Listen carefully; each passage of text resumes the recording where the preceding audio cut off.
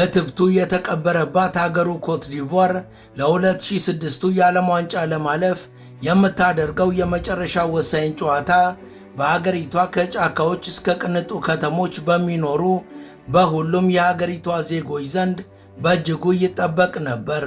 ታዲያ ጨዋታው በዋና ከተማዋ አቢጃን ላይ ሊደረግ በጣት የሚቆጠሩ ቀናቶች ሲቀሩ በሁሉም ተከባሪ የሆነው የብሔራዊ ቡድኑ አምበል ለመንግስትና ለተቃዋሚ ታጣቂዎች በሙሉ ሁላችሁም ጠመንጃችሁን አስቀምጣችሁ ዘላለማዊ የተኩስ አቁም ካላደረጋችሁ ወገኖቻችን በእናንተ ጥይቶች እንደ ማለዳ ጤዛ እየረገፉ ይህንን ጨዋታ በፍጹም አንጫወትም ብሎ ቁርጡን ተናገረ። እያንዳንዱ ኮት ዲቯራዊ በእጅጉ ደነገጠ። መንግስት በጭንቀት ላይታችሁን ባዘነ። አማጺዎቹ ግራ ተጋቡ። የጦር መሳሪያ ነጋዴዎች በተቃራኒው በንዴት ጸጉራቸውን ነጩ። ፊፋም ለሀገሪቷ መንግስት እኛ ጣልቃ መግባት አንችልም አላቸው። ይሄ ጨዋታ ደግሞ በታሪካቸው ለመጀመሪያ ጊዜ ለዓለም ዋንጫ የሚያበቃቸው ስለነበር ሀገሪቷ በሙሉ በሰቀቀን ተወጠረች። ከዛም አማራጭ ያጡት መንግስትና ተቃዋሚዎቹ ጠመንጃቸውን አውርደው እርስ በርስ ላለመዋጋት ተማምለው ዘላቂ ሰላም ፈጠሩ። በዚህም ለ5 ዓመታት ተንሰራፍቶ የነበረውና የሺዎችን ሕይወት የቀጠፈው የእርስ በርስ ጦርነት ቆመ። ሐሳባቸው የሰመረው አምበሉና የቡድን አጋሮቹም ሜዳ ላይ ተፋልመው ጨዋታውን በትኩረት ተጫውተው ቃል የገቡትን ድል አምጥተው ኮት ዲቯርን በታሪኳ ለመጀመሪያ ጊዜ ለዓለም ዋንጫ በቁ።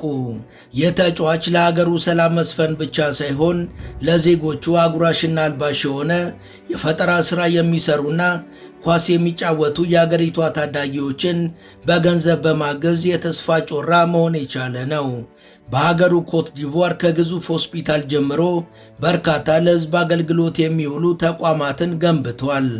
ይህ ሰው የናጠጠ ሀብታም እንዲሁም የዓለማችን ዝነኛና ኮከብ ተጫዋች ቢሆንም ልታይ ብሎ የማይታበይና በሃይማኖቱም የማይደራደር ነው።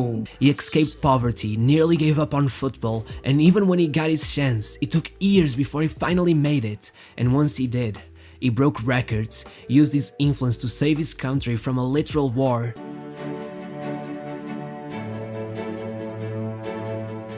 ሰላምና ጤና የምንመኝላችሁ በመላው ዓለም የምትገኙ ወደ መሿለኪያ ላይፍ ቤተሰቦች በዛሬው መሰናዷችን ኮት ዲቯርን በአምበልነት መርቶ ለሁለት የዓለም ዋንጫዎች ስላበቃውና በቼልሲ ክለብ አብቦ በመላው ዓለም ያገኘውን ዝናና ስኬት በበጎ ተግባራት የለወጠውን አፍሪካዊ ወደር የለሽ ተጫዋችና የግል ሕይወቱን እናስቃኛችኋለን። ስለ ሀብቱ፣ ስለ ቅንጡ ሕይወቱና በዓለማችን ላይ ስላበረከታቸው አስተዋጽኦም እናወጋችኋለን። ቻናላችንን ሰብስክራይብ፣ ላይክ እና ሼር በማድረግ ቤተሰብነታችሁን ታጠናክሩ ዘንድ እየጋበዝን ወደ መሰናዶ አለፍን።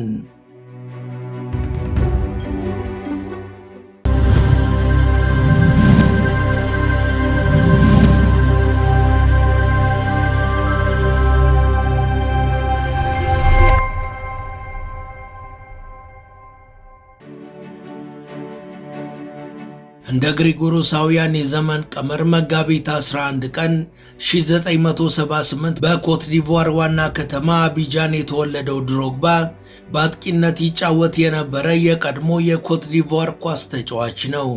እሱ የብሔራዊ ቡድኑ የምንጊዜም ከፍተኛ ጎል አስቆጣሪና የቀድሞ አምበል ነው። ድሮግባ በብዛት የሚታወቀው በቼልሲ በነበረው ቆይታ ሲሆን በዛ ክለብ ውስጥም የምንጊዜውም ከፍተኛ የውጭ አገር ጎል አስቆጣሪና በአጠቃላይ የክለቡ አራተኛው ከፍተኛ ጎል አግቢ መሆን ችሏል። በ2012 የውድድር ዓመት የቼልሲ ደጋፊዎች የክለቡ የምንጊዜም ምርጥ ተጫዋች አድርገው መርጠውታል። በጠንካራ አካላዊ አቋሙ በፍጥነቱና በጎል አዳኝነቱ የሚታወቀው ድሮግባ ከአፍሪካ ታላላቅ የእግር ኳስ ተጫዋቾች አንዱ ነው። የአፍሪካ የዓመቱ ምርጥ ተጫዋች ሽልማትንም በ2006 እና በ2009 ሁለት ጊዜ አሸንፏል። ድሮግባ በ5 ዓመቱ ከአጎቱ ጋር ለመኖር ወደ ፈረንሳይ አቅንቶ የነበረ ቢሆንም የሀገር ናፍቆት አስቸግሮት ከ3 ዓመት በኋላ ወደ ኮት ዲቯር ተመልሶ መጥቷል። በቤተሰብ ችግር ምክንያትም ዳግም ወደ ፈረንሳይ ተመልሶ በመሄድ በታዳጊዎች ቡድን ውስጥ እግር ኳስን መጫወት ጀምሯል።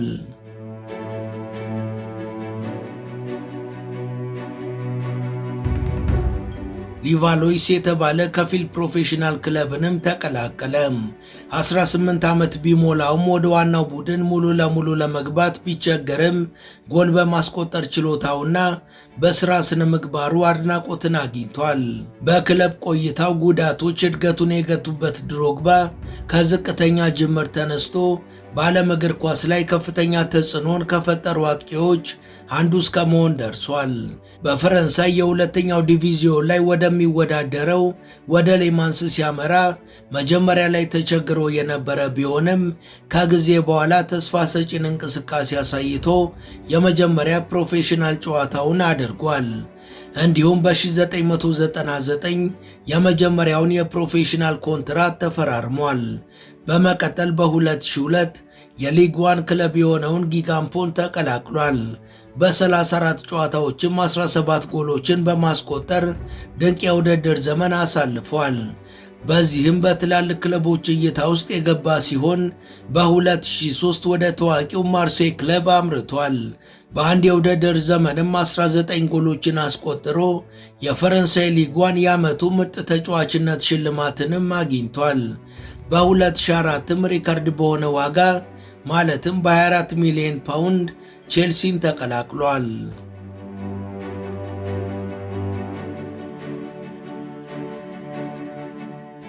በቼልሲ የነበረው ቆይታ በውጣ ውረዶች የተሞላ ሲሆን የመጀመሪያዎቹ የውድድር ዘመናትን በጉዳት እንዲሁም ደግሞ ሆን ብሎ ዳይቭ በማድረግ ክሶችና ወጥነት በሌለው የአጥቂነት ሚናው የታጀቡ ነበሩ። ይሁን እንጂ በመጀመሪያዎቹ ሁለት የውድድር ዓመታት ሁለት የፕሪሚየር ሊግ ዋንጫዎችን በማሸነፍና በወሳኝ ጨዋታዎች ላይ ጎሎችን በማስቆጠር ተከታታይ ስኬቶችን አግኝቷል። በ2006 የውድድር ዓመት ድሮግባ በአጠቃላይ 33 ጎሎችን መረብ ላይ በማሳረፍ የፕሪሚየር ሊጉን የወርቅ ጫማ በማሸነፍ ክለቡን ቼልሲንም የተለያዩ የአገር ውስጥ ዋንጫዎችን እንዲያሸንፍ በመርዳት አስገራሚ አቋምን አሳየም። በቀጣዮቹ የውድድር ዘመናት የድሮግባ የእግር ኳስ ሕይወት በድልም በአወዛጋቢ ነገሮችም የተሞላ ነበር። በ2008 ቼልሲ በታሪኩ ለመጀመሪያ ጊዜ ለአውሮፓ ቻምፒየንስ ሊግ የፍጻሜ ጨዋታ እንዲደርስ ቢረዳም ከማንቸስተር ዩናይትድ ጋር ባደረጉት በዚህ የፍጻሜ ጨዋታ በቀይ ካርድ ከሜዳ ተሰናብቷል። የ2009 የውድድር ዘመኑን በጉዳት የተሞላ ቢሆንም በአዳዲስ አሰልጣኞች ስር ወደ ቀድሞ አቋሙ በመመለስ በ2010 የፕሪሚየር ሊጉ ወሳኝ ጨዋታዎች ላይ በርካታ ጎሎችን አስቆጥሮ በኤፍኤ ካፕ የፍጻሜ ጨዋታ ያስቆጠራትን ጨምሮ በእጅጉ አስፈላጊ ጎሎችን አግብቶ ቼልሲን ባለድል አድርጓል።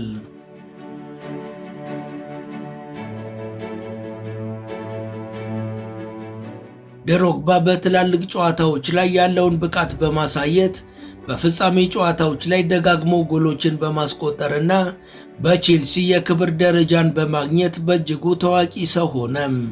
100 የፕሪሚየር ሊግ ጎሎችን በማስቆጠርም የመጀመሪያው አፍሪካዊ ተጫዋች የሆነበትን ሪካርድና በወሳኝ ጨዋታዎች ላይ ጫናን ተቋቁሞ በሚያሳየው ብቃት ከፍተኛ አድናቆትና ዝናን አትርፏል። በወርሃ ግንቦት 2012 የኮንትራት ጊዜው ሲጠናቀቅ ድሮግባ ክለቡን እንደሚለቅ ቼልሲ አስታወቀም። ከኒኮላስ አኔልካ ጋር ወደ ተጫወተበትም ወደ ሻንጋይ ሺኗ በማምራት የቻይናውን ክለብ ተቀላቀለ። ከዚያም በጥር 2013 ወደ ቱርኩ ጋላታ ሰራይ አምርቷል።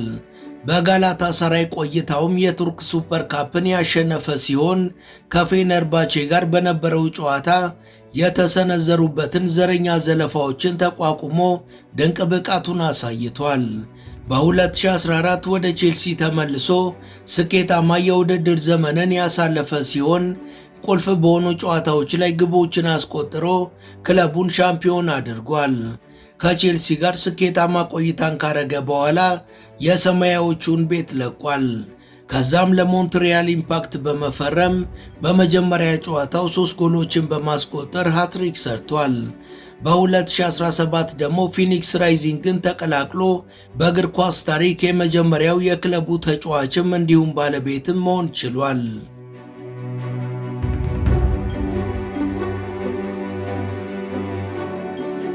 ፊኒክስ ራይዚንግ በአሜሪካ ክለቦች ሻምፒዮና MLS ለፍጻሜ እንዲደርስ ከረዳ በኋላ በ2018 ከእግር ኳስ ዓለም በይፋ ተሰናብቷል።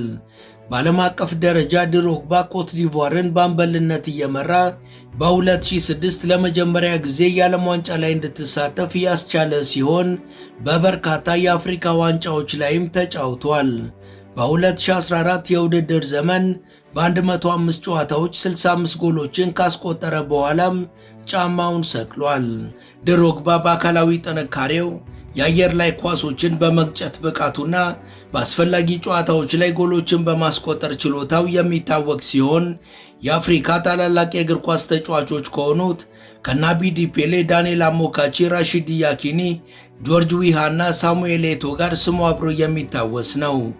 ድሮግባ ከኳስ ሕይወቱ ባለፈ የተሳካ የግልና የበጎ አድራጎት ሕይወት አለው። ከማሊ ተወላጇ ላላ ዲያኪቴ ጋር ትዳር መስርተው ሃይዛክ ብለው ስም ያወጡለትን የመጀመሪያ ልጃቸውን ወልደዋል። ሃይዛክም የአባቱን ዱካ በመከተል የቼልሲ አካዳሚን ተቀላቅሎ ከዛም በ2018 ለፈረንሳዩ ጊንጋምፕ ክለብ ፈርሞ እየተጫወተ የሚገኝ ተጫዋች ነው። ድሮግባና ላላ ዲያኪቴ ከሃይዛክ በተጨማሪ ሌሎች 3 ልጆችንም አፍርተዋል። ድሮግባ ጆኤል እና ፍሬዲ የተባሉ 2 ታናናሽ ወንድሞች ያሉት ሲሆን ሁለቱም በእግር ኳስ ተሳትፎ ያላቸው ናቸው። ፍሬዲ የዲዮን ወጣት ቡድን ተጫዋች ነው። በወርሃ ጥር 2021 ድሮግባ ከላላ ዲያኪቴ ጋር ከ20 ዓመት የትዳር ሕይወት በኋላ መለያየቱን አሳውቋል። የልጆቻቸውን ደህንነት በማስቀደም ተግባብተው ለመፋታት መስማማታቸውም ተገልጿል። ውድ የመሿለኪያ ላይፍ ቤተሰቦች አብራችሁን ስለሆናችሁ ከልብ እናመሰግናለን። በአጭር ጊዜ በበርካቶች ተወዳጅ የሆነችው መሿለኪያ ላይፍ ቻናል የበለጠ እንድታድግ ሰብስክራይብ ያላደረጋችሁ አንድ ጊዜ ሰብስክራይብ በማድረግ እንድንበረታ እንድታግዙን አስታውሰን ተረካችንን እንቀጥል። ድሮግባ በተለይ በትውልድ ሀገሩ ኮት ዲቯር በሚያደርጋቸው የሰብአዊ እርዳታ ስራዎችና በማህበራዊ ተሳትፎው እንዲሁም ደግሞ ለሰላም መስፈን ባበረከተው አስተዋጽኦ በእጅጉ ክብር የተሰጠው ሰው ነው። እስከ ዛሬ ሰላም ለማስፈን ያደረገው ጥረት በተለይ በሀገሩ ሰላም እንዲሰፍን ያደረገበት መንገድ በመላው ዓለም አድናቆት እንዲቸረው አድርጓል። ነገሩ እንዲህ ነው። እትብቱ የተቀበረባት ሀገሩ በታሪኳ ለመጀመሪያ ጊዜ ለ2006ቱ የዓለም ዋንጫ ለማለፍ የምታደርገው የመጨረሻ ወሳኝ ጨዋታ በሀገሪቷ ውስጥ ከጫካዎች እስከ ቅንጡ ከተሞች በሁሉም አካባቢ በሚኖሩ የሀገሪቷ ዜጎች ዘንድ በእጅጉ ይጠበቅ ነበር። ታዲያ ጨዋታው በዋና ከተማዋ አቢጃን ላይ ሊደረግ በጣት የሚቆጠሩ ቀናቶች ሲቀሩ በሁሉም ተከባሪ የሆነው የብሔራዊ ቡድኑ አምበል ድሮግባ ለመንግስትና ለተቃዋሚ ታጣቂዎች በሙሉ ሁላችሁም ጠመንጃችሁን አስቀምጣችሁ ዘላለማዊ የተኩስ አቁም ካላደረጋችሁ ወገኖቻችን በእናንተ ጥይቶች እንደ ማለዳ ጤዛ እየረገፉ ይህንን ጨዋታ በፍጹም አንጫወትም ብሎ ቁርጡን ተናገረ። እያንዳንዱ ኮት ዲቯራዊም በእጅጉ ደነገጠ። መንግስት በጭንቀት ላይ ታቹን ባዘነ። አማጺዎቹም ግራ ተጋቡ። የጦር መሳሪያ ነጋዴዎች በአንጻሩ በንዴት ፀጉራቸውን ነጩ። ፊፋም ለሀገሪቷ መንግስት እኛ ጣልቃ መግባት አንችልም ብሎ ቁርጡን ነገራቸው። የሚገርመው ደግሞ ያ ወሳኝ ጨዋታ በታሪካቸው ለመጀመሪያ ጊዜ ለዓለም ዋንጫ የሚያበቃቸው ስለነበር ሀገሪቷ በሙሉ በሰቀቀን ተወጠረች።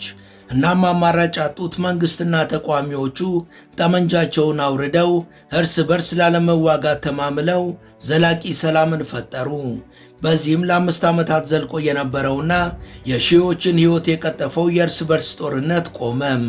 ሐሳባቸው የሰመረው ድሮግባና የቡድን አጋሮቹም ሜዳ ላይ ተፋልመው ጨዋታውን በትኩረት ተጫውተው ቃል የገቡትን ድል አምጥተው ኮት ዲቯር በታሪኳ ለመጀመሪያ ጊዜ ለዓለም ዋንጫ በቅታለች። ድሮግባ ከዚህ ባሻገር በሚያደርጋቸው እርዳታዎች ታይም መጽሔት በ2010 የዓለማችን 100 ተጽዕኖ ፈጣሪ ሰዎች ዝርዝር ውስጥ ድሮግባን አካቶታል። በ2007 የተባበሩት መንግስታት ድርጅት የልማት ፕሮግራም UNDP የበጎ ፈቃድ አምባሳደር ሆኖ ተሹሟል።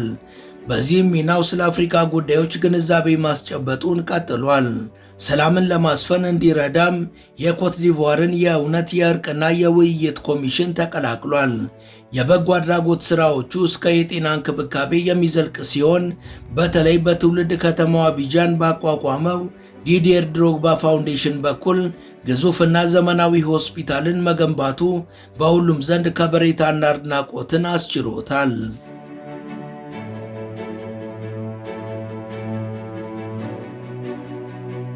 ከዚህ በተጨማሪ ድሮግባ እንደ ቦኖ የኤድስ ዘመቻዎች ካሉ ዓለም አቀፍ የእርዳታና የሰብአዊ ተቋማት ጋር አብሮ የሚሰራ ሲሆን ፊፋ የኢቦላን በሽታ ለመዋጋት ባረገው ዘመቻም በንቃት ተሳትፏል። በስፖርቱ ልዩነቶችን ማጥበብና ህዝቦችን በማቀራረብ ቁርጠኛ የሆኑ ተግባራትንም ፈጽሟል። በ2018 የሰላምና ስፖርት ምክትል ፕሬዝዳንት ሆኖ ተሹሟል። የድሮግባ የበጎ አድራጎት ተጽዕኖ በዓለም አቀፍ ደረጃ የሚታወቅ ሲሆን ለሀገሩ መረጋጋትና ለእግር ኳስ እድገት ባበረከተው አስተዋጽኦም በ2021 የተሰጠውን የክብር ዶክትሬት ዲግሪ ጨምሮ በተለያዩ ጊዜያት በርካታ ሀገራዊ፣ አህጉራዊና ዓለም አቀፋዊ ክብሮች ተችሮታል።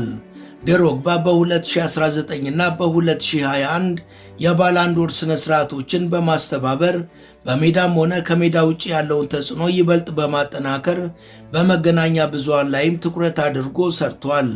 በከፍተኛ ደረጃ ለ2 አስርት ዓመታት ያህል እግር ኳስን በመጫወቱም አስደናቂ ሀብትን አፍርቷል። ዛሬ ላይ የሚገመተው የተጣራ ሀብቱ ከ$90 ሚሊዮን እስከ $100 ሚሊዮን ይደርሳል። አብዛኛው ሀብቱ የመጣው ከፊርማ ክፍያዎች፣ ከማስታወቂያ ስምምነቶች፣ ከንግድ ሥራዎችና ጫማ ከሰቀለ በኋላ ከጀመራቸው ኢንቨስትመንቶች ነው። ቼልሲ በነበረበት ዓመታቶች ድሮግባ በየውድድር ዘመኑ በሚሊዮኖች የሚቆጠር ደሞዝና ጉርሻን ያገኝ ነበር። ነገር ግን እውነተኛ ሀብቱ የመጣው ከብራንድ ስፖንሰሮች ስምምነቶች ነበር። ባለፉት ዓመታት ድሮግባ ናይኪ፣ ፔፕሲ እና ሳምሰንግን ጨምሮ ከዋና ዋና ዓለም አቀፍ ኩባንያዎች ጋር በአጋርነት ሰርቷል። እነዚህ ስፖንሰርሺፖች እሱን የእግር ኳስ ኮከብ ብቻ ሳይሆን በዓለም አቀፍ ደረጃ የሚታወቅ ብራንድ አድርገውታል። ያገኘውን ሀብት ያላባከነው ድሮግባ በዓለም ዙሪያ በርካታ የሪል ስቴት ዘርፎች ላይ ኢንቨስት አድርጓል። ከሚያስደንቁ የግሉ መኖሪያ ቤቶች አንዱም በለንደን የሚገኘውና በቅንጦት የተንቆጠቆጠው መኖሪያ ቤቱ ነው። መኖሪያ ቤቱ የግል ሲኒማ፣ ግዙፍ የቤት ውስጥ ጅም፣ ዘመናዊ መዋኛ ገንዳ፣ የእግር ኳስ ማሰልጠኛ ተቋማትና ከፍተኛ የቴክኖሎጂ የደህንነት ስርዓቶችን ያካተተ ነው። ድሮግባ በመኖሪያ ቤቱ አካባቢ ለሚገኙ የልማት ፕሮጀክቶች ዘውትር ድጋፍ በሚያደርግበት በኮት ዲቯሯ አቢጃን ከተማም በርካታ ንብረቶች አሉት። ሁሉም መኖሪያ ቤቶቹ የሱን የአኗኗር ዘይቤ ያንጸባርቃሉ። በጣም ያልተቀናጡ የምቾት መጨረሻ ግን የሆኑ ከአፍሪካዊ ሴቶች ጋርም በጥብቅ የተገናኙ መኖሪያ ቤቶች ናቸው። ድሮግባ እጅግ የረቀቁ ቴክኖሎጂዎች የተገጠሙላቸውና ቅንጡ የሆኑ በርካታ መኪናዎችም ያሉት ሲሆን ጋራዡም በእነዚህ መኪናዎች የተሞላ ነው። ድሮግባ ካሉት መኪናዎች መካከል በሰዓት ከ330 ኪሎ ሜትር በላይ መጓዝ የሚችለው አስደናቂው ሜርሴዲስ ቤንዝ ኤስኤልአር ማክላረን የተባለው ወደር የለሽ መኪና አንዱ ነው። ከዚህ ባሻገር የስኬትና የውበት የመጨረሻ ምልክት የሆነው ቅንጡ ሮልስ ሮይ ፋንተም በሚያስደንቅ ፍጥነቱ የሚታወቀውና በታዋቂ ጣሊያናውያን ዲዛይን የተደረገው ጉልበተኛው ፌራሪ 445 ኢታሊያን ዘመናዊ መኪና በዋነኝነት ይጠቀሳሉ። ለድሮግባ እነዚህ መኪኖች የዓመታት ታታሪ ሰራተኝነቱና የቁርጠኝነቱ ሽልማቶች ናቸው።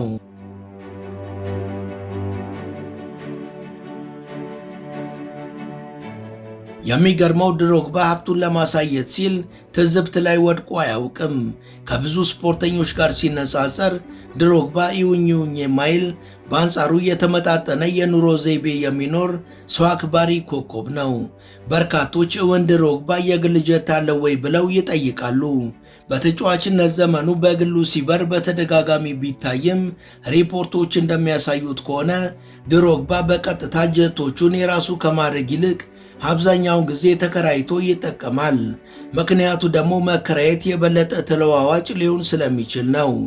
ድሮግባ ለንግድ፣ ለበጎ አድራጎት ዝግጅቶች ወይም ለዓለም አቀፍ የእግር ኳስ ፕሮጀክቶች ሲጓዝ ብዙ ጊዜ በግል የአቪዬሽን አገልግሎቶች በቅንጦት ይበራል። የግል ሕይወቱም በተደጋጋሚ በለንደን፣ በፓሪስ፣ በአቢጃን እና በዓለም አቀፍ ዋና ዋና ከተሞች ያመላልሰዋል።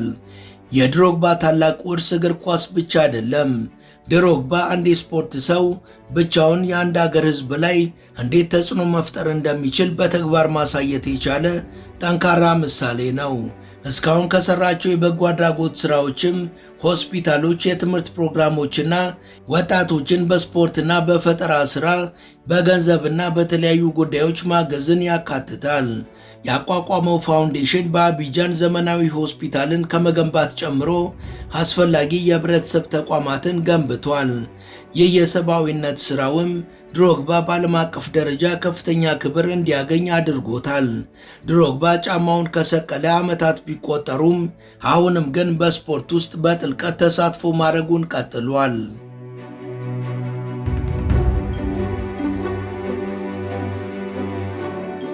ድሮግባ የእግር ኳስ አምባሳደር፣ የንግድ ኢንቨስተር እና የበጎ አድራጎት ተቋማት አምባሳደር ሆኖ ሰርቷል። በአፍሪካ ውስጥ በስፖርት ንግድ ስራዎችና በእግር ኳስ ልማት ፕሮጀክቶች ላይም ኢንቨስት ያደረገ ሲሆን ዋናው ተልዕኮ ደግሞ ለቀጣዩ የአፍሪካ ትውልድ ዕድሎችን መፍጠር ነው። ድሮግባ ተጽዕኖ ከኳስ ሜዳ ባሻገር ማደጉን የቀጠለ ሲሆን ጠንካራ የንግድ ኢምፓየርን መገንባት ጀምሯል። ባለፉት ዓመታት ድሮግባ በአገሩና በሌሎች የአፍሪካ ሀገራት ውስጥ የስፖርት፣ የቴክኖሎጂና የማዕድንን ጨምሮ በርካታ ኢንዱስትሪዎች ላይ ኢንቨስት አድርጓል። ከትላልቅ ስራዎቹ መካከል ወጣት አፍሪካውያን አትሌቶች ዓለም አቀፍ ደረጃ ላይ እንዲደርሱ ለመርዳት በተዘጋጁ የስፖርት ሚዲያዎችና የእግር ኳስ ልማት ፕሮጀክቶች ላይ ያደረጋቸው በርካታ ኢንቨስትመንቶች ይገኙበታል።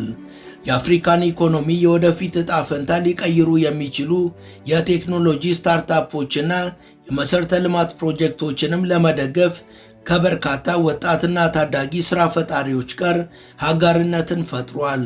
ከጡረታ በኋላ ሀብታቸውን ከሚያጡ ብዙ አትሌቶች በተለየ መልኩ ድሮግባ የረጅም ጊዜ ኢንቨስትመንቶችና የፋይናንስ መረጋጋት ላይም ዘውትር አተኩሮ ሕይወቱን በአግባቡ ይመራል።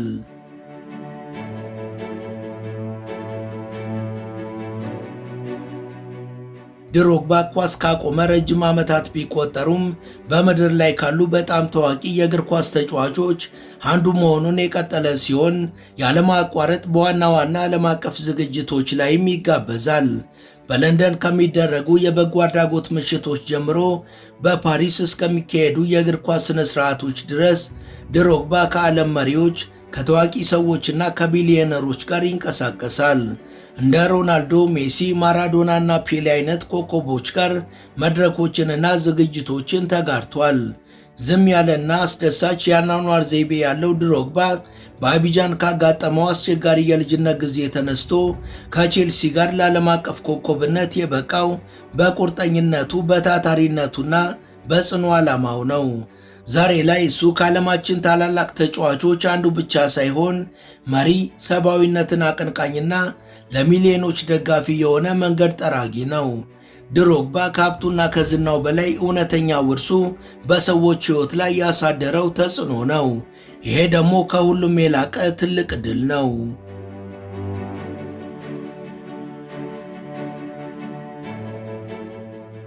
ወደ መሿለኪያ ላይፍ ቤተሰቦች በዲዲየር ድሮግባ አስገራሚ ሕይወትና ስለሚያደርጋቸው በጎ አድራጎት ሥራዎች ያስቃኘናችሁ የዛሬው መሰናዷችን ይህን ይመስል ነበር።